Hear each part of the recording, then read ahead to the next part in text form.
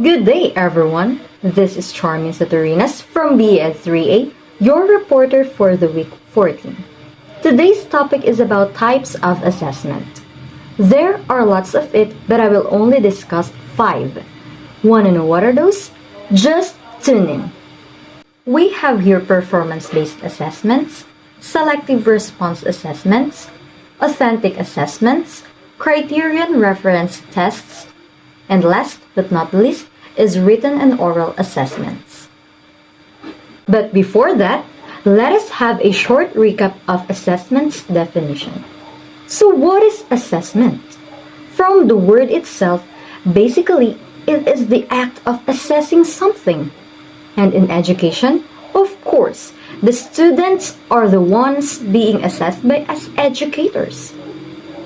Another thing is the term assessment refers to wide variety of methods or tools that we educators use in order to evaluate, measure, and document the academic achievements of our students.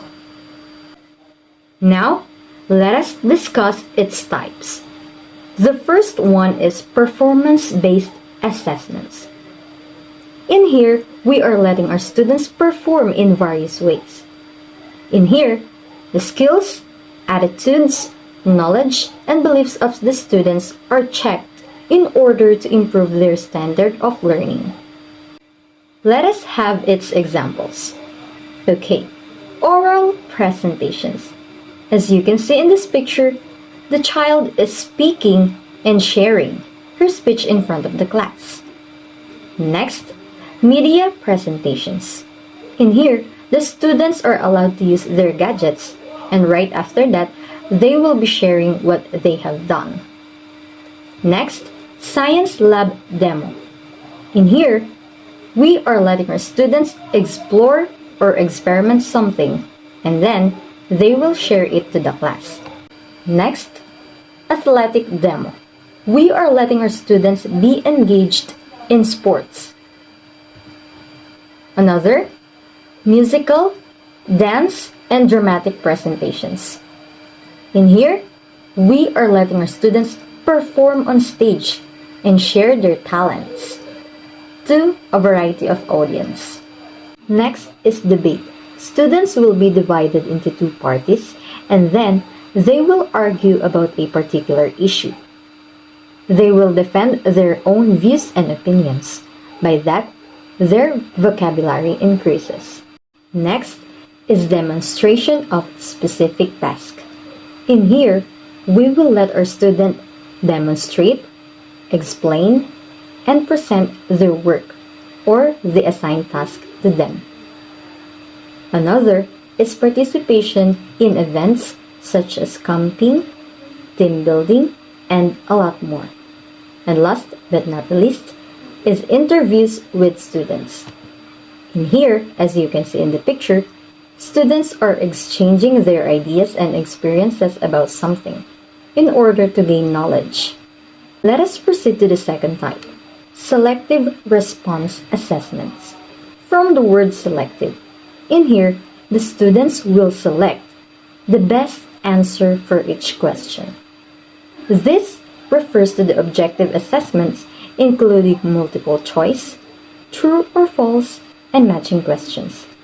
Aside from that, it is very selective, effective, and efficient method to measure the knowledge of students. It is the most common method of assessment for students in the classroom. It is because it's easy for the students to answer a particular question if it is just in a multiple choice or true or false. Back then when I was in elementary, it is my favorite part of the exam.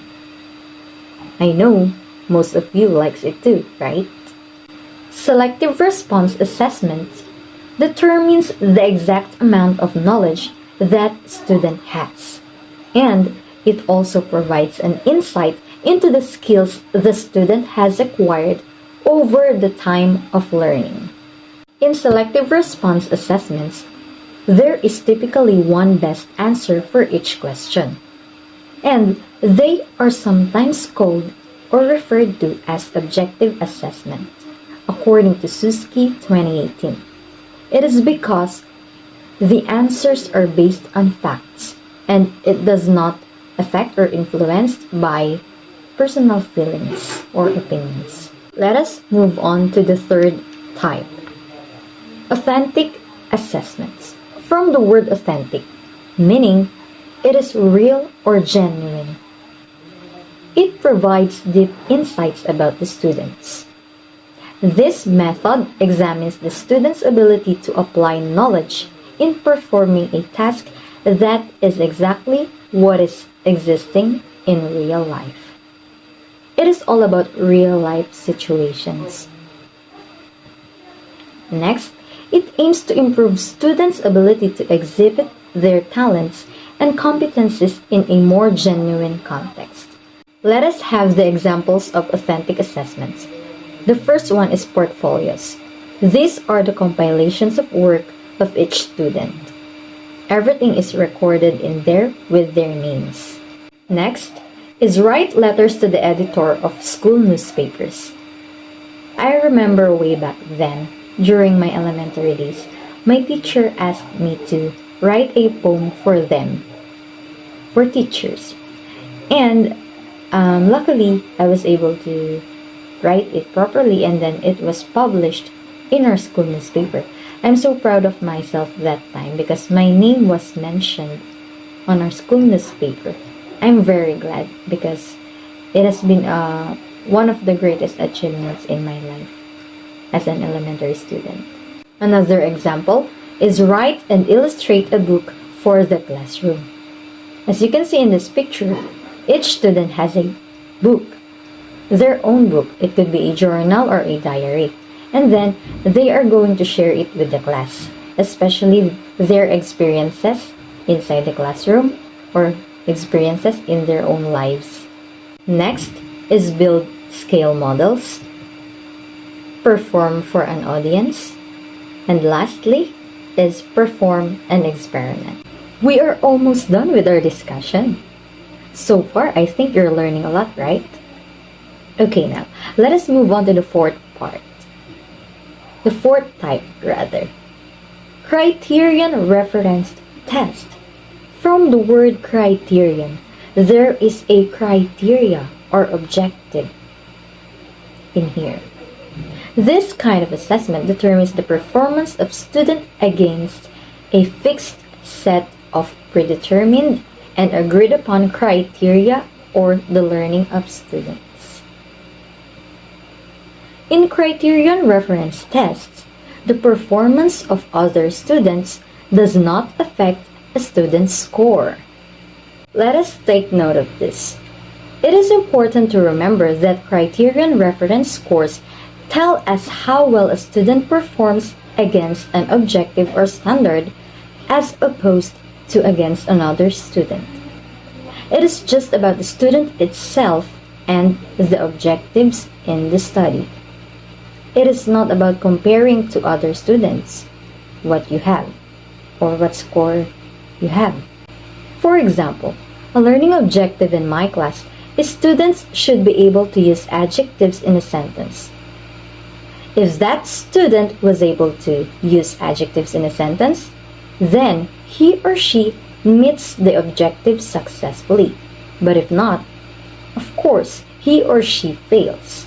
The criterion reference scores tells me whether a student meets the objective successfully or not. The formats for criterion reference tests are multiple choice, open-ended essays, true or false item, and short answer questions. For the last part of our discussion, here's the fifth type of assessment, written and oral. The primary objective behind the written assessment is to determine the knowledge and understanding of a student. For example, essays. In here, they are going to write whatever they have learned from the teacher, their experiences, and such. Written assessments are performed under the supervision of us educators. Yes, of course, they will not be able to write properly without our supervision. So, it is very important for us to guide them. Oral assessments, on the other hand, involve the evaluation of candidates orally. They are evaluated for the knowledge with their verbal answers. Questions can be elaborative or objective, or a combination of both.